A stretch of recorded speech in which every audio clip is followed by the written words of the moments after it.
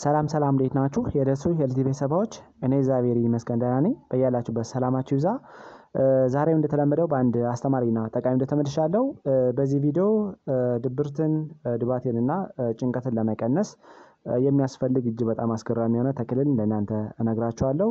ይሄ ተክል በድብርት በድባቴና በጭንቀት ለሚሰቃዩ ሰዎች ፍቱን እንደሆነ በዘመናዊም በባህላዊም የተጠኑ ጥናቶች ያስረዳሉና እንዴት መጠቀም እንችላለን፣ በየቀኑ ምን ያህል መውሰድ እንችላለን፣ እንዲሁም ደግሞ ሜካኒዝም ኦፍ አክሽኑ እንዴት ነው ነገር የሚቀንስልን የሚለውን ለእናንተ በደንብ አብራርቼ እነግራችኋለሁ።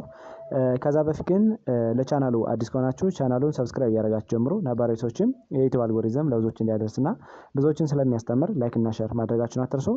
አብራችን ቆዩ።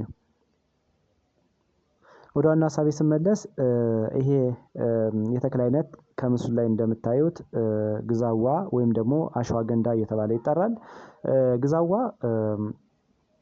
በተለይ ደግሞ በድብርት በድባቴ በጭንቀትና በፍርሃት ለሚሰቃዩ ሰዎች ትልቅ መድኃኒት እንደሆነ ብዙ ጥናቶች ያስረዳሉ። በውስጡ በያዛቸው አስፈላጊ የሆኑ ንጥረ ነገሮች ወይም ደግሞ አስፈላጊ የሆኑ ኮምፓውንዶች ድብርትን፣ ድባቴን፣ ጭንቀትን እንዲሁም ደግሞ ሙድን ለማስተካከል በጣም አስፈላጊና ተፈላጊ የሆነ የተክል አይነት ነው ማለት ነው። አሽዋገንዳ ወይም ደግሞ ግዛዋ የድብርትና የጭንቀት ሆርሞን እያልን የምንጠቅሰውን ኮርቲሶል እና ሌሎችንም እንደ ካታኮላማይን ሌሎችንም ሆርሞኖች በመቀነስ ድብርትን ያስተካክላል። ደም ስሮች ላይ አሁን ያልነው ኮርቲሶል እያልን የምንጠራው ሆርሞን በስርዓት እንዲቀንስና እንዳይመነጭ ያደርጋል። እንዲሁም ደግሞ እንደ አጠቃላይ ኮርቲሶል እያልን የምንጠራውን ሆርሞን ሌሎችም የጭንቀት ሆርሞኖች ሰክሬት እንዳይሆኑ በመከልከልና ብሬክ በማድረግ ሰዎች በድባቴ እንዳይሰቃዩ በድብርት እንዳይሰቃዩ የሚያደርግ እጅግ በጣም አስፈላጊ የሆነ የተክል አይነት ነው ማለት ነው። እንደሚታወቀው ኮርቲሶል እያልን የምንጠራው ሆርሞን እንዲሁም ሌሎች ተመሳሳይ የሆኑ ሆርሞኖች የሰውነታችን ኖርማል ፊዚዮሎጂ በማዛባት ሰዎች ለድብርት ለጭንቀት እንዲሁም ደግሞ በየጊዜው ሙዳቸው እንዲቀያየር የሚያደርግ የሆርሞን አይነት ነው። በተለይ ይህ ሆርሞን ብዙ ጊዜ ደም ስር ላይ በሚለቀቅበት ጊዜ እንዲሁም ብዙ ጊዜ ሴክሬት የሚሆን ከሆነ ሰዎች ተላላፊ ላልሆኑ በሽታዎች በቀላሉ እንዲጠቁ የሚያደርግ በጣም አደገኛ የሆነ የሆርሞን አይነት ነው ማለት ነው። ስለዚህ ግዛዋ ወይም ደግሞ አሽዋገንዳን አዘውትሮ መመገብና በምግብ ማካተት ይህን ችግር በመቅረፍ ሰዎች የተስተካከለ ሙድ እንዲኖራቸው የሚያደርግ በጣም አስፈላጊ የሆነ የተክል አይነት ነው። ስለዚህ ይሄ ተክል እንዴት ነው ድብርትን፣ ድባቴን፣ ሌሎችም ጭንቀትን እና ደግሞ ሙዳችን እንዲስተካከል የሚያደርግልን የሚለውን በአራት ከፍዬ ለእናንተ ልንገራችሁ። ከዛ በፊት ግን ቪዲዮን ሰብስክራይብ ያደረጋችሁ ሰዎች ቪዲዮን ሰብስክራይብ ያደረጋችሁ እዩ። ነባር ቤተሰቦችም የዩቲዩብ አልጎሪዝም ለብዙዎች እንዲያደርስ ቪዲዮን ላይክ እና ሼር ማድረጋችሁን አትርሱ። የመጀመሪያውና አንደኛው ግዛዋ ወይም ደግሞ አሽዋገንዳ ስትረስን እንዴት ይቀንሳል የሚለውን ስናይ ኮርቲሶልን በመቀነስ ወይም ደግሞ የኮርቲሶል ሌቭልን እና ሌሎችንም ተመሳሳይ የሆኑ ሆርሞኖችን መጠናቸውን በመቀነስ በቀላሉ ሰዎች ከጭንቀት እንዲገላገሉ ያደርጋል ማለት ነው። ጥናቶች እንደሚያስረዱት ይህ ፕላንት በተለይ ደግሞ ለጭንቀት ሊዳርጉ የሚችሉ እጅግ በጣም አደገኛ ሆርሞኖችን እንደ ኮርቲሶል፣ ካታኮላማይን ሌሎችንም ተመሳሳይ ሆርሞኖችን በመቀነስ ሰዎች የተሻለ ሙድ እንዲኖራቸው በማድረግ እንዲሁም ደግሞ የተሻለ ቀናቸውን በስርዓት እንዲያሳልፉ ማድረግ እና ቅድም የጠቀስናቸው እንደ ጭንቀት፣ ድባቴ፣ ፍርሃትን በማስተካከል የተሻለ ህይወት እንዲኖራቸው ያደርጋል ማለት ነው። ኮርቲሶል በተለይ ደም ስር ላይ በከፍተኛ ደረጃ በሚለቀቅበት ጊዜ አሁን እንዳልነው ኖርማል ፊዚዮሎጂያችን በማዛባት ሰዎች ለተለያየ ችግር እንዲጠቁ የሚያደርግ በጣም አደገኛ የሆነ ሆርሞን ነው። ስለዚህ ሆርሞን በመቀነስ በጣም ተመራጭ የሆነ የተክል አይነት ማለት ነው ግዛዋ።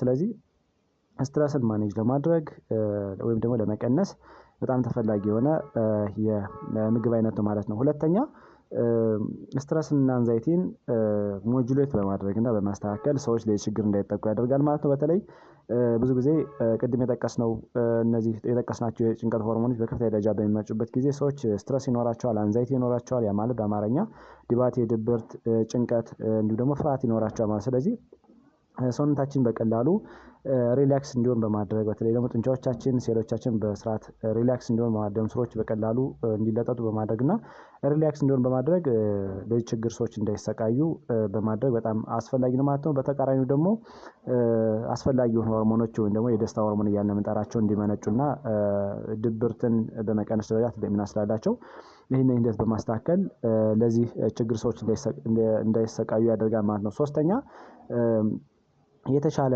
እንቅልፍ እንድንተኛ ያደርጋል ማለት ነው። ግዛዋ ወይም ደግሞ አሽዋገንዳ በተለይ እንቅልፍ አለመተኛት እንቅልፍ የምናጣ ከሆነ እንቅልፍ በስራ ማንተኛ ከሆነ እንደሚታወቀው ስትረስን ከሚያመጡ ነገሮች አንዱና ዋነኛው ነው ማለት ነው። ስለዚህ ግዛዋን አዘውትረን የምንጠቀም ከሆነ ወይም ደግሞ አሽዋገንዳን አዘውትረን የምንጠቀም ከሆነ የስሊፕ ኳሊቲያችን አጠቃላይ ዱሬሽኑ የእንቅልፍ የምንተኛበት ዱሬሽን የተስተካከለና የተሻለ እንቅልፍ እንድንተኛ ሰውነታችን ኢነርጃይዝ እንዲያደርግ ሰውነታችን በቀጣዩ ቀን የተሻለ ብራይት የሆነ ዴይ እንዲኖረን የተሻለ ሙድ እንዲኖረን የሚያደርግ አስፈላጊ የሆነ የተክል አይነት ነው ማለት ነው። በተለይ አንድ ሰው በ24 ሰዓት ውስጥ ከ7 እስከ 8 ሰዓት እንዲተኛ ይመከራል ማለት ነው። ስለዚህ በቂ እንቅልፍ የምናገኝ ከሆነ የተሻለ ህይወት እንድንኖር የተሻለ ስራ እንድናከናውን የሚያደርግ በጣም አስፈላጊ የሆነ የተክል አይነት ነው ማለት ነው። አራተኛ እና የመጨረሻው በተለይ ደግሞ የስትረስ ሆርሞን ፓርትነር የምንጠራው ወይም ደግሞ ስትረስ ሪስፖንስ ሲስተም እያልን የምንጠራቸው እንደ ሃይፖታለሚክ ፒቱይታሪ አድሬናል አክሲስ እያልን የምንጠራውን ፓዝዌይን ሞጁሌት በማድረግ እና ብሬክ በማድረግ የስትረስ ሪስፖንስ የሚመነጭበትን ወይም ደግሞ አጠቃላይ እነዚህ የስትረስ ሆርሞኖች የሚመነጩበትን ፓዝዌይ ብሬክ እንዲሆን ያደርጋል ማለት ነው ግዛዋ። ስለዚህ ሃይፖታለሚክ ፒቱይታሪ አድሬናል አክሲስ ሶሪ እንደሚታወቀው የእነዚህ ሆርሞኖች ብዙ ጊዜ ሰዎች በተለያየ ሚንስ ሰዎች በጣም ቢዚ የሚሆኑ ከሆነ በጣም ጭንቀት ውስጥ የሚገቡ ከሆነ የእነዚህ ሆርሞኖች ትሪፕል የሆነ ሪስፖንስ የተለያዩ ሆርሞኖች እንዲመነጩ ያደርጋል። ለምሳሌ እንደ ኮርቲሶል፣ ካተኮላማይን ሌሎችም ሆርሞኖች እንዲመነጩ ያደርጋል ማለት። ስለዚህ ይሄንን ፓዝዋይ ወይም ደግሞ ይሄንን ላይን ብሬክ በማድረግ በቀላሉ ሰዎች በዚህ ችግር እንዳይጠቁ በዚህ ችግር እንዳይሰቃዩ ያደርጋል ማለት ነው። ስለዚህ ግዛዋ በተለይ ስትረስን ማኔጅ በማድረግ አንዛይቲ እንዲቀንስ በማድረግ ሰዎች የተለያየ ፍርሃት እንዳይኖራቸው በማድረግ ሙዳቸው የተስተካከለ እንዲሆን በማድረግ እና አጠቃላይ የደስታ ሆርሞኖች እንዲመነጩ ለምሳሌ እንደ ዶፓሚን፣ ሴሮቶኒን ሌሎችንም አስፈላጊ የሆኑና በጣም ለሰውነታችን ጠቃሚ የሆኑ ሆርሞኖች እንዲመነጩ የሚያደርግ በጣም አስፈላጊ የሆነ የተክል አይነት ማለት። ስለዚህ በአመጋገብ ውስጥ ብናካተው ጤንነታችን የምንጠብቅበት በጣም አስፈላጊ የሆነ የተክል አይነት ማለት ነው። ብዙ ጊዜ ስትረስ ሲኖር ተላላፊ ላልሆኑ በሽታዎች በቀላሉ እንድንጠቃ ለምሳሌ የደም ግፊት፣ የስኳር በሽታ፣ ስትሮክ ሌሎችም ችግሮች እንዲከሰቱ የሚያደርገው አንደኛው ምንጭ ነው ማለት። ስለዚህ ይህንን ብሬክ በማድረግ በጣም አስፈላጊ ነው ማለት ነው። ምን ያህል በየቀኑ መውሰድ እንችላለን የሚለው ስናይ ከ300 እስከ 600 ሚሊግራም ስሩን ወይም ደግሞ ግንዱን የተወቀጠውን በፓውደር መልክ መውሰድ እንችላለን ማለት ነው። ሌላው በምን መውሰድ እንችላለን የሚለው ስናይ ደግሞ ብዙ ጊዜ በፓውደር መልክ ነው የሚዘጋጀው ወይም ደግሞ በዱቄት መልክ ይዘጋጃል። ስለዚህ በምንፈልገው መጠንና እንዲሁም ደግሞ በሚያስፈልገን ከተለያዩ ነገሮች ጋር በመጨመር መመገብ እንችላለን ማለት። ሌላው ደግሞ አሁን እንዳልነው ቤታችን ማዘጋጀት አቃተን ፋርማሲ ላይ በካፕሱል መልክ ወይም ደግሞ በታብሌት መልክ የሚሸጥ አለ። እሱንን መጠቀም እንችላለን ማለት ነው። ሌላው መውሰድ የሌለባቸው ሰዎች እነማን ናቸው የሚለውን ስናይ አንደኛ ነፍሰ ጡር እናቶች ናቸው። ብዙ ጊዜ ነፍሰ ጡር እናቶች ሀርባሎችን መጠቀም የለባቸውም። መጠቀም ካለባቸውም ጤና ባለሙያን አማክረው ነው ማለት ነው። ስለዚህ ነፍሰ ጡር እናቶች መውሰድ የለባቸውም። ሌላው አውቶ ኢሚዩን ዲስኦርደር ወይም ደግሞ ሰውነታችን ውስጥ የተለያዩ የበሽታ አይነቶች የራሳችን ሴሎች የሚያጠቋቸው የተለያዩ በሽታዎች አሉ። አውቶ ኢሚዩን ኢንፌክሽን እያልን እንጠራቸዋለን ወይም ደግሞ አውቶ ኢሚዩን ዲስኦርደር እያልን እንጠራቸዋለን። እንደዚህ አይነት ችግር ያለባቸው ሰዎች ብዙ ጊዜ መውሰድ የለባቸውም። ሌላው የደም ግፊት፣ የስኳር በሽታ እና ታይሮይድ ዲስኦርደር ያለባቸው ሰዎችም መውሰድ ካለባቸው ጤና ባለሙያን አማክረው ቢሆን የተሻለ ይሆናል ማለት። ስለዚህ እንደነዚህ አይነት ችግር ያለባቸው ሰዎች መጀመሪያ መጠቀም ካለባችሁ ጤና ባለሙያን አማክራችሁ ቢሆን አሪፍ ነው። ከዛ ውጭ ግን ዝም ብሎ መጠቀም የተለያዩ ጉዳት ሊያስከትል ስለሚችል ጥንቃቄ ማድረግ በጣም አስፈላጊ ነው ማለት ነው። ዛሬ እንግዲህ በዚህ